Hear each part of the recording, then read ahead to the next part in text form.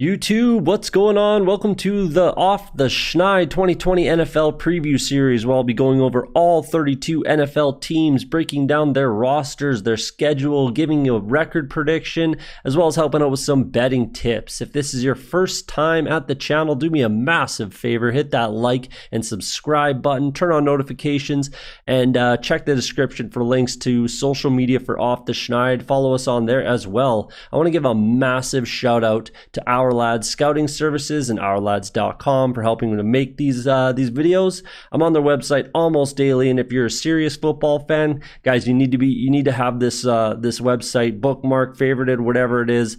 Helps me at draft time, fantasy football purposes, when creating bet slips, as well as DFS lineups. It's your one-stop shop for NFL scouting services. There's a link in the description for OurLads.com as well as the social media. Do me a favor again, hit that like and subscribe button. But enough of that. Let's get to your favorite NFL football preview. So we got the team that didn't have to tank quite as hard as we thought they would for Tua, but they got their quarterback tank for Tua, and the Miami Dolphins. So we'll take a look at their roster. We'll start out with quarterback, obviously. Tua. Who knows? We're not really sure who's going to be the starting quarterback come week one. In my opinion, and the way I kind of projected my rookie stats for Tua was him starting 12 games. I gave Ryan Fitzpatrick the first 4. We'll see what happens. If this were a normal year without this pandemic, I think Tua would have a very good shot and would likely be the starter week one. But with what's going on in the world, I think you gotta go with the vet. You gotta go with the guy who's been in the locker room, knows the offense very well, considering it's Chan Gailey's offense. So I think you got to start the year with Ryan Fitzpatrick. It's just a matter of how many games he gets. It could be 2, could be 4, could be 1, could be the whole season. Who knows? We're not really sure. But either way, I would like my chances even with Ryan Fitzpatrick. I think he's a quality quarterback in this league, and he's shown it time and time again. So I don't think that you should be disappointed if Ryan Fitzpatrick is your starting quarterback, even if it's for the whole season. We'll see. I really do not think it's going to be for the full season, but I mean, you got to start them until they lose. Let's say they somehow start 4-0. You're not sitting Ryan Fitzpatrick. You're just not. So we'll see what happens. That'll be an interesting battle. It'll be an interesting kind of how it shakes out. It'll be interesting to see. They move on from Kenyon Drake, traded him last year. There must have been something there. There must have been an issue between Flores, or I don't know. There must have been an issue. I thought he was the best running back on the team 2 years ago, let alone last year.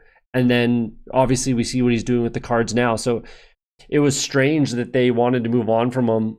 And I don't think they got a lot in return for the trade. So either way, moving forward, they got Jordan Howard and Matt Breida forming that thunder and lightning type of 1-2 punch, which is actually very, very good, very quality. I don't mind that 1-2 punch at running back for the Dolphins at all. The biggest problem with the Dolphins is going to be on their offensive line. Last year, they gave up the most sacks in the NFL, 58 sacks, most in the NFL. And I mean, yes, they did. They were forced to pass a lot because, especially after trading Drake, their running game was basically non-existent, and they were coming back from a lot of games. They had to throw the ball a lot. But I think they needed to address it a lot more than they did. They got Austin Jackson in the first round of the draft. I like Robert Hunt they picked up in the second round. I like both of those guys for sure, but I just don't think it's going to be enough to be a huge, massive difference maker for the Dolphins. I think they're pretty weak. The left side is okay. Julian Davenport, I think, who they picked up in the Tunsil trade, and then Eric Flowers they picked up in free agency, former first round pick. I don't mind those two on the left side. Obviously, I think Austin Jackson and Robert Hunt, I think, are both going to be starters. I believe probably on that right side of the line, which does drastically make this line better. Don't get me wrong. It definitely makes the line a lot better, but I still think that it's going to be a weak point on their team. They should improve from last year and shouldn't give up as many sacks, but it's still something that is a bit of a weakness on this roster. Mike Gesicki, I think, is going to be a beast this year. I could see him 800 yards, 8 touchdowns, probably something like that. Depends. I think he might have a better rapport with Ryan Fitzpatrick than he would with Tua, but we'll see. That remains to be seen. I mean, Bama doesn't really covet the tight end position that crazy. There's not a, when's the last time a tight end from Alabama was, a starting tight end in the NFL? I'm not even sure, to be honest with you. None of them, no one really pops out to me, and I could be completely wrong, and there could be some Hall of Famers, but they don't really covet the position that massively as far as pass catchers is concerned, and that is absolutely what Mike Gesicki is. And I think he's going to have a very good year this season, so he's someone to definitely target in fantasy. As far as the wide receivers are concerned, I'm gonna point something out to everybody here. So Albert Wilson, sure. Allen Hurns, whatever. Devontae Parker obviously had a very good season last year, kind of a breakthrough, and I think he probably is the best. He's the best wide receiver on this roster right now. Everybody seems to be all over Preston Williams, like he's going to be the next guy. I'm going to submit to you Isaiah Ford. Do not sleep on Isaiah Ford. I'm going to tell you some things about him. Okay, number one. Started as a true freshman for Virginia Tech. Yeah, Virginia Tech's not a huge powerhouse football school, especially not anymore, but he was this true freshman, started for Virginia Tech, had 56 catches, 700 yards, and 6 touchdowns as a true freshman. He graduated, or he left Virginia Tech, I should say. He got drafted in 2017. So in 2014, he was playing his first year in college. His last season was in 2016. How old is he right now? 23 years old. He's been in the league. This will be his 3rd season, and he's 23 years old. That's pretty crazy if you ask me. He in his sophomore year, he had 227 yards in the Camping World Independence Bowl against Tulsa. It was a shootout, 55-52. Yes, say whatever you want about that, but man, the kid can play. In his rookie year, he tore his meniscus and missed all of 2017. 2018 comes. He kind of, obviously, he's rebounding. He's still basically a rookie. He bounces between the practice squad. He's basically a practice squad player. Last year, at the end of the season, finally gets a shot. Take a look at it, the last 4 games. If you can watch on whatever, the zone, whatever it is, if you can watch the games, go and watch the last 4 games for the Dolphins and keep your eyes on Isaiah Ford. And then, I mean, obviously Preston Williams wasn't in the lineup. He was hurt, but he's coming off, I believe, a torn ACL. So give me some Isaiah Ford shares, man. Don't sleep on him. Take a look at him. He's a late round flyer. Maybe a $1 pick in, say, an auction draft, something like that. And I like him. So keep your eyes on Isaiah Ford. He's definitely my sleeper for the Dolphins on offense going into this season. Take a look at what they've done on defense. They have improved drastically. A couple of Patriots, obviously, Brian Flores, and then Josh Boyer's the defensive coordinator there. But man, they put some major pieces in place in the draft as well. They had only one, I guess, first round pick on defense was Noah Igbenogany. Say what you want about him. A lot of people were complaining about him being a first round pick, but he had a second round projection at that point where they drafted him. If you really like him, grab him. There's nothing wrong with that draft pick at all. Shaq Lawson obviously coming over from another division foe from the Bills. Christian Wilkins, I believe this will be his 2nd season. He should be much improved. And then Raekwon Davis, I think, will have a decent shot to start there, plugging up the middle. He was extremely highly coveted after his sophomore campaign, and he kind of just didn't produce to that level in his junior year. And I think he just played his junior year, maybe his senior year at Alabama. I can't recall off the top of my head, but either way, he was extremely highly coveted as a sophomore and just didn't produce from there. Ended up being a 2nd, 3rd round pick. And he'll have a shot to start from day one at nose tackle for them, for the Dolphins here. Vince Beagle, I'm not really sure if I love that. And Kyle Van Noy, they're Kyle Van Noy I like a lot, don't get me wrong, sorry. But Vince Beagle, I'm not sure if he's going to be, definitely not the long-term solution there as a pass rusher. I just don't particularly see it. Raekwon McMillan and Landon Roberts, they're definitely okay. They can plug up the middle in that defense. Curtis Weaver was a great pick in my opinion, especially where they got him. He's going to help out as a rotational kind of pass rusher. But really the back end, man, Byron Jones and Xavier Howard, with Noah Igbenogany. Yeah, I like that a lot. I really wish that they addressed the safety position. I was really thinking that they should have went after Xavier McKinney, especially when he slipped. But they obviously seemed. I do like Clayton Fidelium. I don't know. I can't. It's hard to say his name, but I don't mind him as a backup at all. But safety is going to be a bit of a weakness for me. Maybe you don't think it's the most important position on defense, but I think you need at least one safety to be a cog back there that can kind of lead the defense from the back end. I mean, I guess you have that with your corners, but I personally like to have a safety that I can rely on, and I'm not sure if these are the guys. Maybe Eric Rowe is. Obviously, he's a former Patriot as well, but we'll see. Either way, they improved extremely, in my opinion, on defense. I really like what they have going on. As far as just the team moving forward, they've done very, very well in free agency, in the draft. They did very, very well to improve the team, and I think they'll be much improved from last season's kind of tank for Tua team. So with that, let's take a look at my prediction for their record and their schedule coming into 2020. So like I said, they didn't quite have to tank for Tua as much as everyone thought. They won their last 2 games and went 3-2 in their last 5. So they went on a bit of a run to finish up the season last year and finished at 5-11. So I definitely, like I said, I expect them to improve. They're the least likely odds-wise to win the division, 9-1 on your money there. As you can see, my low end, I definitely obviously see them improving at least by 1 game, obviously 6-10 on the low end. The high end, maybe you could make a case for 10-6. Maybe if everything went right for them and Tua was the truth and just guided them to double-digit wins. I'm not sure if I see that happening.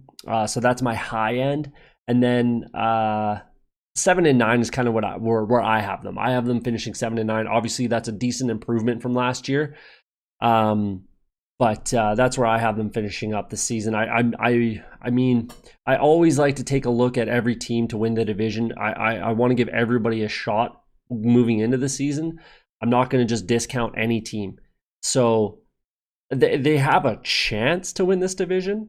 There's a very decent possibility they finish second in the division behind the Bills, but we'll see how it shakes down. Either way, week 1 at New England, that's going to be a tough game, but I like the Dolphins to win that game with Ryan Fitzpatrick. I think he's definitely going to be starting week 1, almost for sure. So I like their chances quite a bit in New England there. Then they're at home against Buffalo. That's going to be an interesting one, like I said, in the Buffalo Bills. I think it depends on if Tua's starting or if Fitzpatrick's there. If Fitzpatrick's playing, they have a better chance to win that game. If it's Tua, I like the Bills more. So we'll see what happens there. And then in-state game against Jacksonville, I like the chances there for sure for the Dolphins. So if they can go start the season kind of 2-1, that's not bad considering Seattle's coming east to west. I'm going to preach it on all of these. The east to west games are tough. So for them to come that far, complete opposite ends of the country, for them to come that far all the way down to Miami to play that game, that's going to be a tough one for Seattle. But most likely Seattle gets the win, and I'm projecting that they get the win. But that's a good spot, especially if the Dolphins have started 2-1 to make some moves. And then if you're sitting there and you're 3-1 with Ryan Fitzpatrick and Tua's healthy, ready to go, do you move to Tua? I don't think so. If you can get past Seattle, Jacksonville, and New England and be 3-1, you're sticking with Ryan Fitzpatrick. You kind of have to. At San Francisco, I don't really give them much of a chance. They probably lose that game. And then at Denver, I like Denver in that game as well at home. And then you definitely, this is where I could probably see them moving to Tua against, obviously it's Herbert. It'd be a fun matchup like that. Herbert versus Tua type of thing. And let's say they're 3-3, and that's kind of a best case scenario, is if they're 3-3 after 6. And then, yeah, I mean, I feel like you kind of have to move to Tua at that point. That's maybe where I see them moving to Tua, is against the Chargers in week 7.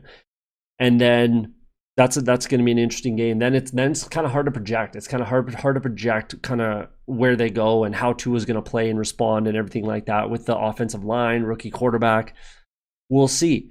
At home against the Rams, I don't think the Rams are going to have a very good team this year. I really don't. They're still over the cap, and they still have to shed some cap somewhere. I'm not really sure where they're going to do that, but they have to shed some cap before the season starts, so we'll see where they go with that.